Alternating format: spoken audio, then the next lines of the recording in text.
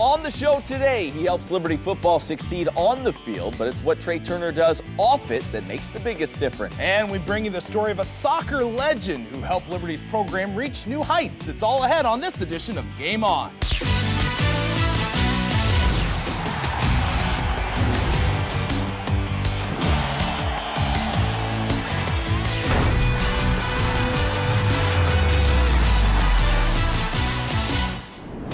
It's that time again. Welcome to a brand spanking new edition of Game On. I'm Rhett McGibbon, joined as always by Matt Warner. Yeah, Rhett, I'm excited for today's show. We have a big promotion to announce a little bit later. You'll want to stick with us for that. Okay. You.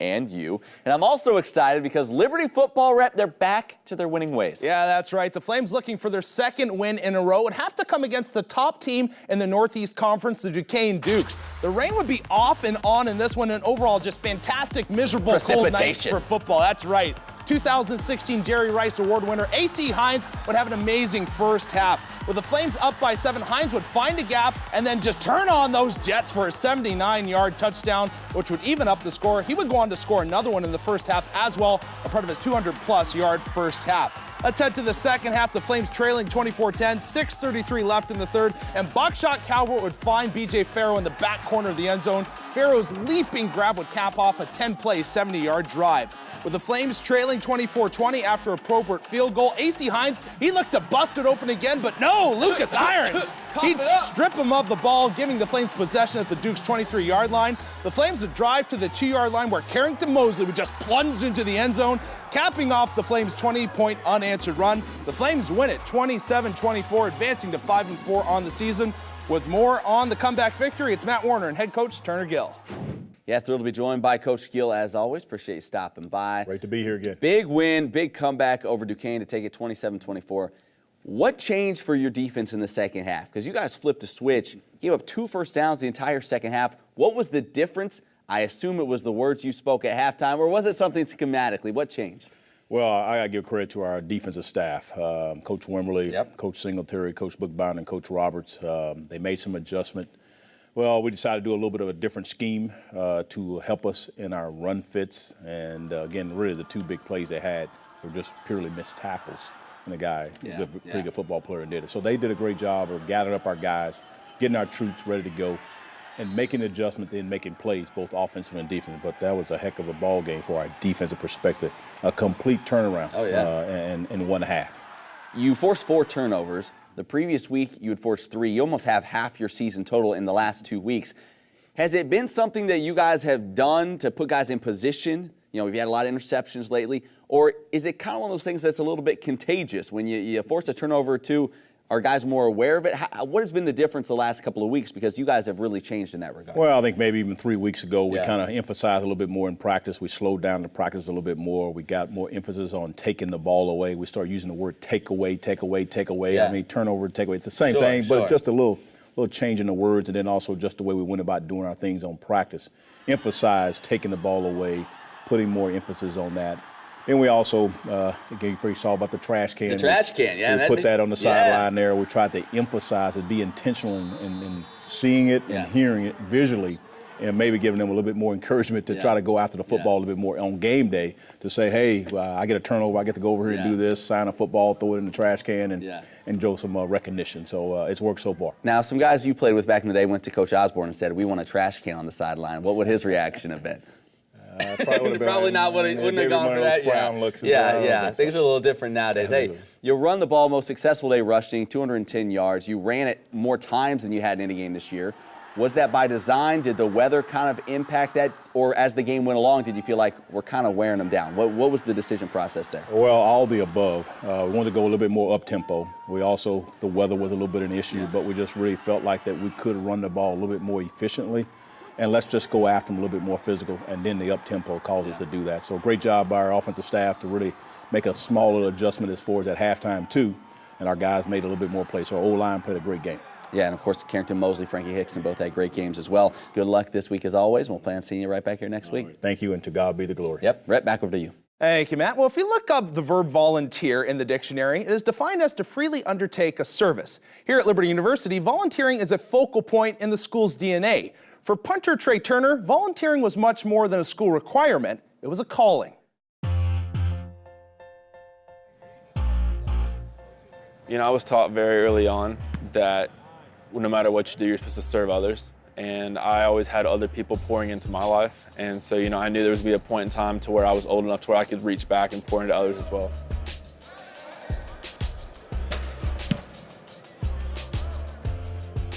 So I was very blessed to grow up with, you know, a mom and dad that had me in church since before I was born. And I was taught that you were supposed to serve. You weren't just supposed to go to church and just sit there, that you were supposed to be involved and to pour into others' lives as well. Liberty happened to be one of the only schools that showed a lot of interest in me. And so it was a perfect fit, you know, for me to come here and to be at a Christian university where I could grow in my faith and build a relationship with guys as well as play college football at a big level. And in the punt, Trey Turner, this season averaging about 38 yards a punt. As an athlete, it's a little bit more difficult to do that because of the time requirement. But being an athlete, they have a lot of areas where you can involve yourself and you can involve others in as well. And that's really where I got into serving, was through the athletics department, and kind of realized what was out there. And through that, I learned a lot about the Lynchburg area and the surrounding schools and the different areas where I could serve individually and kind of contribute to that as well. My goal is to leave a legacy of, you know, who cares, you know, how well he punted or if he had a good game or a bad game, but it's more about, you know, how he treated others and how he chose to handle situations in the locker room and handle guys and developing relationships with them. I think it's what Christ calls us to do. You know, Christ, you know, served his disciples every single day. You know, I love the story of Jesus washing his disciples' feet. You know, the greatest leader ever known was the one that was serving his disciples. You know, and I think that set a great example for us and how we should be, that no matter who you are, no matter what level, you know, you stand, be it a coach, be it a player, be it a manager, whatever, that you can always serve and that you can always be involved and help others. You know, there's always kind of a saying, you know, if you give, you know, you give your time, but really you're the one that ends up getting the blessing, not the person that you're trying to bless. And I really think that's true, that when you volunteer your time, you know, either in a team setting, an individual setting, you're the one that really gets the benefit of it. You know, that's not why we serve, but it's funny how that ends up working out to where you're the one that feels, you know, makes you feel good. You know, it makes you feel like you've done something, but at the same time, you're helping someone else out as well and doing something other than just for yourself. For all that he has done serving others, Trey would be recognized earlier this season as a finalist for the All-State Good Works team, which recognizes football players who are dedicated to volunteering and enriching the lives of others. Certainly a well-deserved honor for Trey. Yeah, no doubt about that. Well, the Liberty field hockey program has been in the Big East for 2 seasons. And in both of those, they played their way into the conference championship game. Last year, they fell to UConn, and this year they got the #1 seeded Huskies again. Now, not only was UConn the #1 seed in the tourney, they also entered the match unbeaten and ranked #1 in the nation. And they showed why in the first half, netting 3 goals before the break. And as it would turn out, those would be the only goals all afternoon as Liberty falls 3-0. The Lady Flames season coming to a close, but they do have a lot to build on going forward. All right, to men's soccer, the semifinals of the Big South Championship. A rainy night as LU faced High Point. First half, Flames down 1-0. And check out the keeper, James Noble. Bang! Oh. Big time collision. Noble, tough guy, staying in the game, laying it all on the line for his team. Now, later in the half, it would be Kevin Mendoza knotting things up at 1 apiece, his 13th goal of the season. What a year he has had for the Flames. But that excitement would be short-lived. High Point would answer with 2 quick goals before the break. And that would be all the scoring on this night. Liberty's season coming to an end with a 3-1 loss to the Panthers. They finished the year with an 11-6-1 record. Well, some exciting news coming out of Liberty Athletics. The school held the grand opening of another new facility. This time the doors would open to the Liberty Athletics Center. The athletic opening showed off the beautiful 60,000 square foot facility. This facility will integrate an academic study area along with a rehabilitation center, strength and conditioning facilities, academic and administrative offices, equipment rooms, and student refueling station. Director of Athletics Ian McCaw believes that this new facility will be a game changer for the Flames. This will have a dramatic impact on our ability to train our student athletes and really help them develop athletically, academically, spiritually, and socially. So we're very excited about it, and more than 500 student athletes will benefit from this facility. Another facility that's gotten rave reviews over the years is the Liberty Baseball Stadium. And this past week, it was announced that it'll be the host for the 2018 Big South Baseball Championship. The double elimination tournament will run from May 22nd through the 26th and will determine the league's automatic bid to the NCAA Regionals. It's the second time that the ballpark will have hosted the championship, with the first time coming in the stadium's inaugural season of 2013. Oh, by the way, the champion that year? Well, none other than Liberty. Perhaps history can repeat itself. Flames hockey in action as well this past week. The Flames taking on the 9th-ranked Stony Brook Seawolves. This will be a rematch of last year's ESCHL Conference Championship, a game in which the Flames actually won. I hope you had your hats on for this one. Brock Thompson will score a hat trick along with the guy we know as the Bo Show, Brandon Boshinski. He would score 3 as well, and the Flames would win the Friday game 8-2. Saturday night would be a much tighter contest. Garvin would trim the deficit to 1, late stages of the third making it 4-3, but it wouldn't be enough. Stony Brook would take the game 5-3, splitting the weekend series with the Flames. Well, coming up, he was a soccer legend in Europe before helping lead the Liberty program you know today to the highest level. Then we break out new, warm, hot, and fuego with some major news you'll want to hear. That's when Game On returns.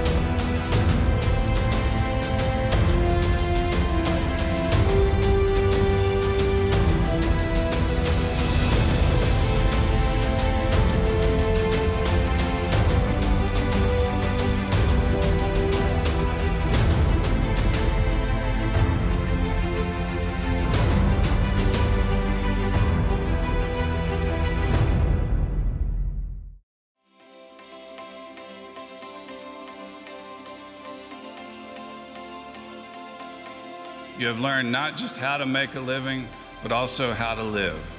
You have learned from the teachings of Jesus to live your lives by the great commandment, love God with all your heart, soul, and mind, and love your neighbors as yourselves.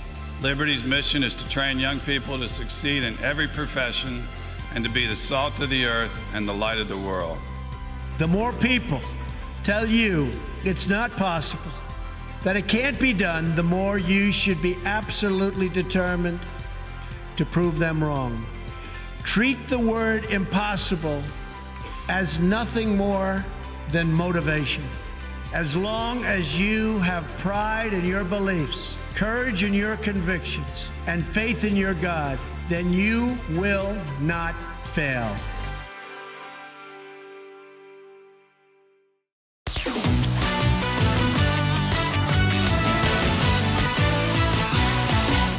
Hey, welcome back to Game On. You know, anyone that follows sports at all recognizes that soccer is the world's game. Its popularity is unequaled, and in Europe, it's an obsession. Former Liberty soccer coach Bill Bell knows this well, having been born in Scotland and having played at the highest level of English soccer. He was a star in his native land, but then God got a hold of his life and has since taken him on a journey that has impacted countless individuals and left a legacy of eternal value. To call Bill Bell a soccer legend is no exaggeration. Born in Scotland, Bell would play in the English Soccer League for the likes of Leeds United and Leicester City, among others, while also playing for his national team. Then when his playing career was done, he would coach at the professional level. To put it plainly, soccer was the driving force in his life, or at least it was, until he was fired as the coach at Lincoln City in 1978. One of the most consistent things in a game is this: coaches get fired. When I, at that time, lost my job, that's when I sat down and I thought, what have I done with my life? I'd almost neglected my family. The game takes over your life, and that's what happened to me until that day I accepted the Lord as my Saviour. And from that point onwards, my life had completely changed. My priorities had changed. It was the Lord, my family, and then the game. Bell would begin to yield to God's direction, and shortly thereafter, while spending time in the U.S., he would receive a call from a man named Ed Dobson. He invited us through. He said, I want you to come and see this college, Liberty Baptist College in Lynchburg, Virginia. I said, where's Lynchburg? He would find out soon enough, eventually accepting the job as just the second soccer coach in Liberty's history. Bell would quickly set out to grow the program and do it the right way. We went from NCCAA to NAIA to Division II to Division I. He would not compromise from an integrity standpoint that we're not going to cut corners. We are who we are. We're going to do it the right way every day and do things right. And then that way, at the end of the game, we will have the respect and admiration we hope of the opposition so we can share about our God. And so he lived that out daily, but he was a competitive guy. And the skills that allowed him to play at the highest level were still evident to those who played for him. Here's Coach Bell, who when he would do demos was better than anybody on the field. And he would, he wouldn't even warm up, and he'd get a ball and he'd drive a ball 60 yards onto a guy's foot, and everybody would just look at each other like, oh, okay, yeah, that's how I'm supposed to do it. But none of us could do that. What people don't understand, especially the younger guys now, whenever coach comes to practice or comes to games, here's a guy who was at the highest level. The stuff that they watch, the EPL that they watch on the weekend, every Saturday morning that they're watching, he coached at that level. He played at that level. And then he gave all that up to come here to coach at Liberty. That, to this day, still blows my mind. Winning was important, but to Coach Bell, the gospel was always the #1 priority. I wanted to get a team that would represent the Lord in the right fashion. My judgment for a Christian player at any level is this: when you lose a game, are you as a player prepared to go to the other team and share your faith? Or are you just going to bury your head in your hands because you lost? Just as a coach looks for opportunities to score on the field, Coach Bell looked for opportunities to share the gospel off it. And in one instance, after Guilford College's team van broke down, Bell had the perfect opportunity. I walked into the Guilford dressing room and I came in and said, excuse me lads, I said, your coach won't be long, the van will be repaired and we'll send it, but would you just hang on for a minute till I tell you something? If the van breaks down when you're on your way home and you all in a crash, do you know where you're going if you die? And they all looked at each other. And then I started to talk about what the Lord offers them. After I'd finished, I said, now, did anybody here accept Christ? And the whole Guilford team put their hands up. And this wee guy behind me that was collecting all their gear, the manager, the team manager, shouted, praise the Lord, he shouted. And I turned to him and said, are you a Christian, son? A Christian? He said, I've been praying for these guys for 2 years.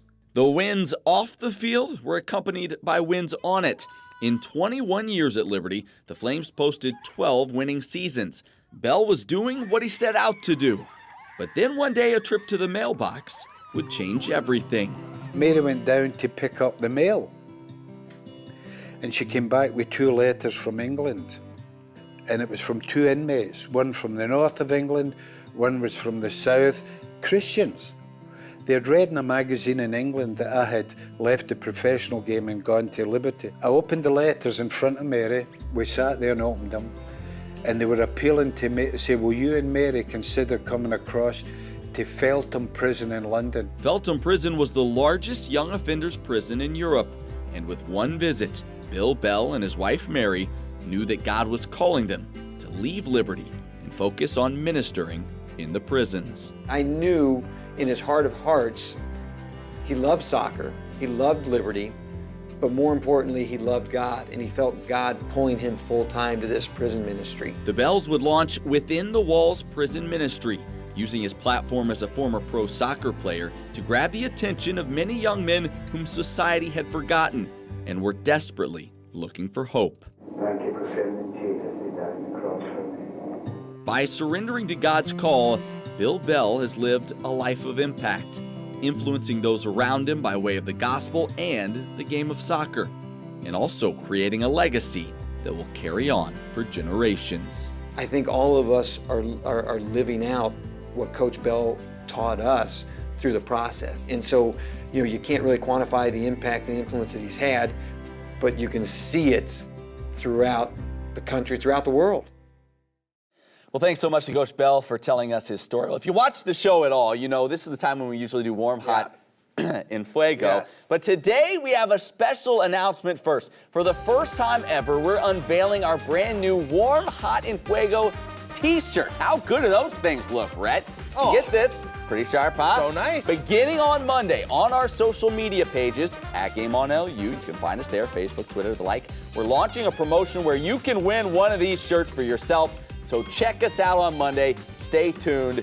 And Rhett, what do you think? This Pretty good look, thing huh? is pretty snap. Who would have thought Warm, Hot, and Who would've Fuego thought? would get their own Swept the shirt? nation. The cool thing is, all the athletes moving into the future, starting next week, whoever gets in Fuego, myself, we're going to run out there, hand you a shirt. You're going to get your very own Fuego t-shirt and a picture taken. That's right. So, guys and girls, make plays. Yes, all right? You want a shirt? Let's make exactly. some plays. And let's get to Warm, Hot, and Fuego right now. Beginning with Warm, Rhett. Secondhand smoke. Who you got? Who you got in Warm? Alex Probert. Some people are like, Alex Probert, this guy had a rough week. He went 2 for 6 in the field goal category. But here's the thing. Yeah, tell us. The guy, you got to give him just for keep motoring through and keep going with it. And he actually hit some field goals in some important moments, which I think was clutch because I'm sure it gets in your head. Sure. And it's a little nerve-wracking, but this young man, end of the first half, he hits one. So the Flames started to get a little bit of momentum, and then in the fourth quarter, he hit another one, which brought the Flames to within 4, which eventually set up the touchdown by Mosley, which won the game. So even though it was a struggle bus for him that day, good for him, keeping on with it, and it was just good to see. It's like a character performance by him. Wasn't the best of times, but he got through it. Yeah, it can be a lonely place being a kicker, but sure he can. powered through, certainly. All right, who you got for hot? Brock Thompson here, men's hockey. This guy had a hat trick, like I said. His year as a whole so far has just been fantastic. Last year, in 32 games, this guy had 22 points, okay? So 10 goals, 12 assists. This year, in only 14 games, he has 12 goals, 11 assists for 23 points. He has just been money in the bank for these Flames. He's shooting the puck a lot more. He's just getting on net. He's finding soft areas, and the defense, he's been a lot of fun to watch. And I'm sure Bobby Bullock is happy because he's from Minnesota. There you go. So she probably loves this guy. They have 10,000 lakes. Yes. Finally, in Fuego, I feel like we're doing this in a lounge somewhere. Yes. In Fuego, who wins in Fuego this week, Rhett? Kevin Mendoza, unfortunately their season now over, but he has just been on fire the second half for the Flames men's soccer team. 2 goals versus Gardner-Webb University. I said he could dance the legs off a table. They did the bobble legs. For Rashad. They should do some bobble legs for this cat because he could put the ball in the back of the net. 1 goal versus High Point. Get this. We always talk about Mbayu. Yeah, Booyoo. Yeah, thank you. Always, scoring on the goals. Mendoza actually finished the year with 13, 2 more than Mbayu, and then the next guy was pretty far down the list. So a fantastic season by Kevin. Certainly. Rhett, great job as always. Still to come, the best news for Flames football happened off the field this week. It's a bigger than sports moment when we come back. Stick with us. Welcome to Liberty University. We are so glad that you are here. We hope that while on campus, you will experience God's goodness and recognize His abundant blessings and faithfulness. From our thriving academics with over 200 programs and our close-knit community to our state-of-the-art facilities and residence halls. You will see that the Lord is integrated into each part of this university. Fun and excitement also await you here as you attend football games, basketball games, concerts, campus community, convocation 3 times each week, and much more, while developing relationships that will last a lifetime. Each of us has a different path during our time here. But we have at least one thing in common. Not leaving this university the same as when we came. I love this school. I love this school. I love this school, and I hope you will too. Welcome home. Welcome home. Welcome home.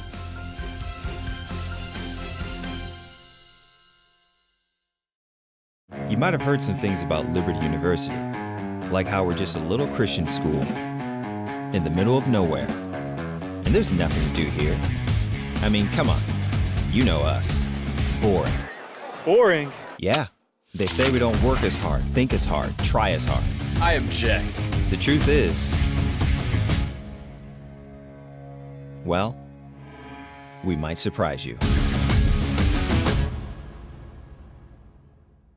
I used to watch the medical shows on TV when I was younger, and I wanted to be like the doctors and the nurses. There was a point in my nursing career that I was ready to go back. My husband and I love to go on mission trips, and we've been on a few medical mission trips. And I believe that the FNP DNP degree will really open up the door on the mission field a lot more.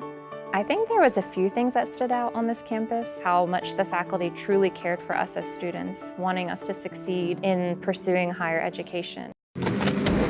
Meet William Byron, Liberty University student and Xfinity Series driver of the #9 Chevrolet. Since William was a child, he dreamt of racing. His continued partnership with Liberty University means he's able to pursue his college degree while chasing the checkered flag. Look for William Byron and the Liberty University #9 Chevrolet on race day during the Xfinity Series this season. We the people. We are innovators, dreamers, leaders. Yeah, we feel pain. We get tired, but it won't stop us. God's call is our pursuit, and we will champion His name.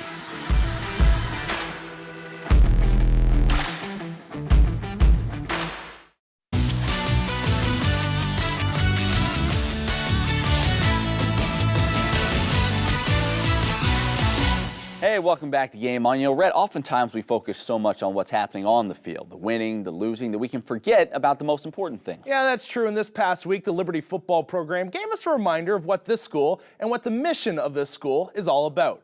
The Liberty football program posted pictures on their social media pages of two young men being baptized in the team training tubs. No better place. Damian King and Kentori Matthews wanted to make their decision to follow Christ known to everyone, and their coaches and teammates were there to support them. We are all thrilled for these young men and what God is doing in their lives. You know, you hear so much at Liberty about training champions for Christ. It's not just a motto. You're seeing people living it out, the coaches, the teammates, making a huge impact on those two young men. Congratulations on their decision. Well, hey, that about does it for us. As always, hit us up on social media at GameOnLU. And remember, Warm, Hot, and Fuego promotion begins on Monday. That's right. Check out our website as well, GameOnLU.com. You can find all our quality stuff right there. That's right. He's Rhett McGibbon. I'm Matt Warner. Thank you so much for watching this week, and we'll plan on seeing you right back here next time.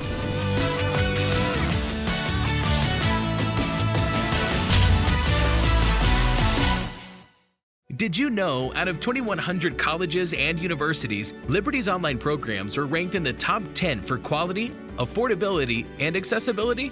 We've always been working hard to provide you with the best education possible. Enroll with us today.